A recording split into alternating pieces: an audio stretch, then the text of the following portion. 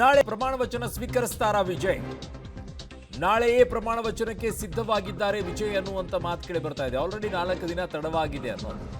ಬಹುಮತದ ಪತ್ರವನ್ನು ನೀಡಿದ ಬಳಿಕ ಪ್ರಮಾಣ ವಚನಕ್ಕೆ ಅನುಮತಿಯನ್ನು ನೀಡುವಂತೆ ಮನವಿಯನ್ನ ಮಾಡಿಕೊಳ್ತಾರೆ. ರಾಜ್ಯಪಾಲರ ಎದುರು ಹಕ್ಕು ಮಂಡನೆಗೆ ಈಗ ವಿಜಯ್ ಮುಂದಾಗಿದ್ದಾರೆ.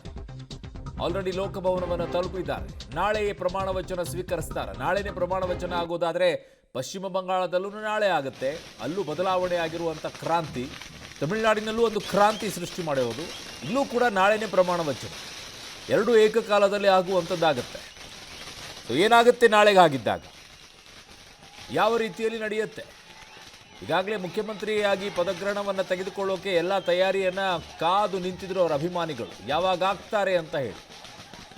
ಸಿನಿಮಾದಲ್ಲಿ ಅವರ ಕೆಲಸ ಹೇಗಿತ್ತು ಹಾಗೆ ನೈಜ ರೂಪದಲ್ಲೂ ಕೂಡ ಹಾಗೆ ನಡೀಲಿ ಅಂತ ಬೇಡಿಕೆಯನ್ನು ಇಟ್ಕೊಳ್ತಾ ಇದ್ದಾರೆ. ನನ್ನ ಸಹೋದ್ಯೋಗಿ ಮಸೂದ್ ಇದ್ದಾರೆ. ಮಸೂದ್, ಈಗ ನಾಳೆನೇ ಪ್ರಮಾಣ ವಚನ ಸ್ವೀಕರಿಸುವಂಥದ್ದಾದರೆ ಅದಕ್ಕೆಲ್ಲ ತಯಾರಿಯನ್ನು ಮಾಡಿ ಇಟ್ಕೊಂಡಿದ್ದಾರಾ? ಈಗ ಆಲ್ರೆಡಿ ರೆಡಿ ಇದೆಯಾ? ಅರುಣ್, ಈಗಷ್ಟೇ ರಾಜ್ಯಪಾಲರನ್ನ ವಿಜಯ್ ಅವರು ಭೇಟಿ ಮಾಡಿರುವಂಥದ್ದು. ಇನ್ನು ಸ್ವಲ್ಪ ಹೊತ್ತಿನಲ್ಲಿ ಅವರು ಹೊರಗಡೆ ಬರ್ತಾರೆ. ಇನ್ನು ಪದಗ್ರಹಣ ಒಂದು ದೊಡ್ಡ ಮಟ್ಟದ ಕಾರ್ಯಕ್ರಮ, ಅದನ್ನು ಕೂಡ ದೊಡ್ಡ ಮಟ್ಟದಲ್ಲಿ ಮಾಡಬೇಕನ್ನುವಂಥ ತೀರ್ಮಾನ ಈಗಾಗಲೇ ಆಗಿದೆ. ಚೆನ್ನೈನ ಜವಾಹರ್ಲಾಲ್ ನೆಹರು ಇಂಡೋರ್ ಸ್ಟೇಡಿಯಂನಲ್ಲಿ ಎಲ್ಲ ಸಿದ್ಧತೆಗಳು ಕೂಡ ಮುಕ್ತಾಯ ಆಗಿದ್ದಾವೆ.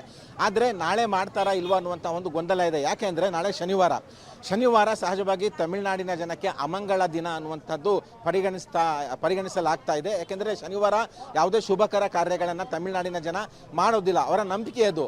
ಆ ಹಿನ್ನೆಲೆಯಲ್ಲಿ ನಾಳೆ ವಿಜಯ್ ಅವರು ಪದಗ್ರಹಣ ಕಾರ್ಯಕ್ರಮ ಇಟ್ಕೊಳ್ಳಲ್ವಾ ಅನ್ನುವಂತಹ ಗೊಂದಲ ಮನೆ ಮಾಡಿದೆ. ಅದು ಇನ್ನಷ್ಟೇ ಖಚಿತ ಆಗಬೇಕಾಗಿದೆ. ಬಟ್ ಅವರು ಎಲ್ಲ ರೀತಿಯಿಂದಲೂ ನಾಳೆನೇ ಪದಗ್ರಹಣ ಮಾಡೋದಕ್ಕೆ ರೆಡಿ ಆಗಿದ್ದಾರೆ, ಸಿದ್ಧತೆ ಮಾಡ್ಕೊಳ್ತಾ ಇದ್ದಾರೆ.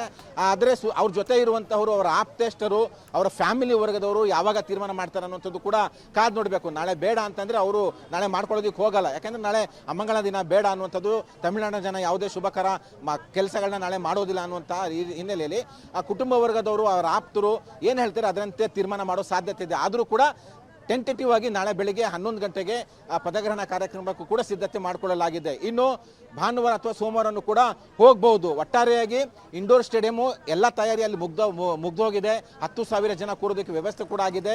ಏನೆಲ್ಲ ಸಿದ್ಧತೆ ಬೇಕೋ, ಅಗತ್ಯ ಭದ್ರತೆ ಬೇಕೋ ಎಲ್ಲವನ್ನು ಕೂಡ ಅಲ್ಲಿ ಮಾಡಿಕೊಳ್ಳಲಾಗಿದೆ. ಪದಗ್ರಹಣ ಕಾರ್ಯಕ್ರಮ ಯಾವಾಗ ಅನ್ನುವಂಥ ನಿಗದಿ ಮಾಡಬೇಕಾಗಿರೋದು ಅಷ್ಟೇ ಬಾಕಿ ಇರುವಂಥದ್ದು.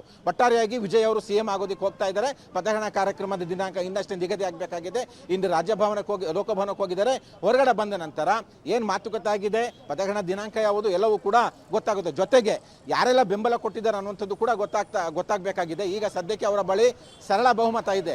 ಇನ್ನು ಯಾರ್ಯಾರು ಹೆಚ್ಚುವರಿಯಾಗಿ ಬೆಂಬಲ ಕೊಟ್ಟಿದ್ದಾರೆ ಅನ್ನುವಂಥದ್ದು ಅವರು ಲೋಕಭವನದಲ್ಲಿ ರಾಜ್ಯಪಾಲರಿಗೆ ಏನು ಪತ್ರ ಕೊಡ್ತಾರೆ, ಅವರಿಗೆ ಸಿಕ್ಕಿರುವಂಥ ಬೆಂಬಲ ಪತ್ರ ಅದರಲ್ಲಿ ದಾಖಲಾಗಿರುತ್ತೆ. ಅದರಲ್ಲಿ 118 ಇದೆಯೋ 121 ಇದೆಯೋ ಗೊತ್ತಾಗಬೇಕಾಗಿದೆ ಇನ್ನಷ್ಟೇ ಅದು. ಅರುಣ್, ಹಾಗೆ ಸಂಪರ್ಕದಲ್ಲಿ ವಾಪಸ್ ಬರ್ತೀನಿ. Is A converted Christian Vijay ಅವರು, ಹಾಗಾಗಿ ಈ ವಾರಗಳನ್ನೆಲ್ಲ ನೋಡ್ತಾರಲ್ಲ ಡೌಟು. 4 ದಿನಗಳ ಹೈಡ್ರಾಮಾಕ್ಕೆ ಇವತ್ತೇ ಕ್ಲೈಮ್ಯಾಕ್ಸ್ ಬೀಳತ್ತ.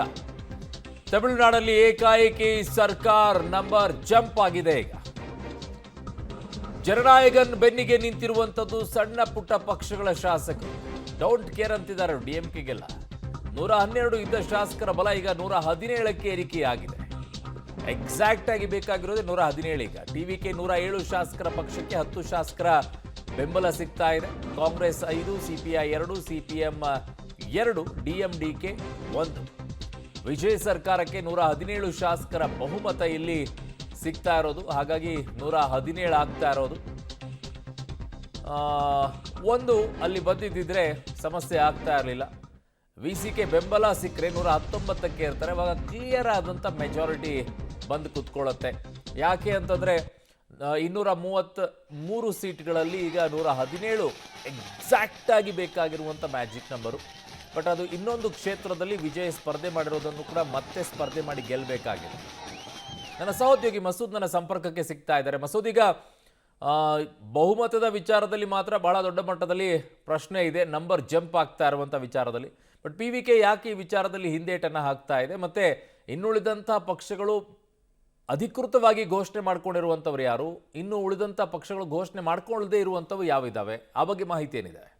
ಅರುಣ್, ಸದ್ಯಕ್ಕೆ CPI ಮತ್ತು CPM ಅಧಿಕೃತವಾಗಿ ಸುದ್ದಿಗೋಷ್ಠಿ ಮಾಡಿನೇ ಬಾಹ್ಯ ಬೆಂಬಲ ಕೊಡಬೇಕು ಅನ್ನುವಂಥ ತೀರ್ಮಾನ ಮಾಡಿ ಸುದ್ದಿಗೋಷ್ಠಿ ಮಾಡಿ ಜಂಟಿ ಸುದ್ದಿಗೋಷ್ಠಿ, ಅದು ಕೂಡ ಅವರ ಪಕ್ಷದ ಕಚೇರಿನಲ್ಲಿ ನಾವು TVK ಪಕ್ಷಕ್ಕೆ ಬಾಹ್ಯ ಬೆಂಬಲವನ್ನು ಕೊಡ್ತಾ ಇದ್ದೇವೆ, ನಾವು ಅದರ ಸರ್ಕಾರದ ಭಾಗ ಆಗ್ತಾ ಇಲ್ಲ ಅನ್ನುವಂತಹದ್ದನ್ನು ಕೂಡ ಸ್ಪಷ್ಟಪಡಿಸಿದ್ದಾರೆ. ರಾಜ್ಯಪಾಲರಿಗೂ ಕೂಡ ಏನು ಬೆಂಬಲ ಪತ್ರ ರವಾನೆ ಮಾಡಿದರೆ ಅದನ್ನು ಕೂಡ ಸ್ಪಷ್ಟಪಡಿಸಿದ್ದಾರೆ. ರಾಜ್ಯಪಾಲರಿಗೂ ಕೂಡ ನಾವು TVKಗೆ ಬೆಂಬಲ ಕೊಡ್ತಾ ಇದ್ದೇವೆ, ಬೇಷರದ ಬೆಂಬಲ ಅನ್ನುವಂಥದ್ದನ್ನು ಕೂಡ ಸ್ಪಷ್ಟಪಡಿಸಿದ್ದಾರೆ.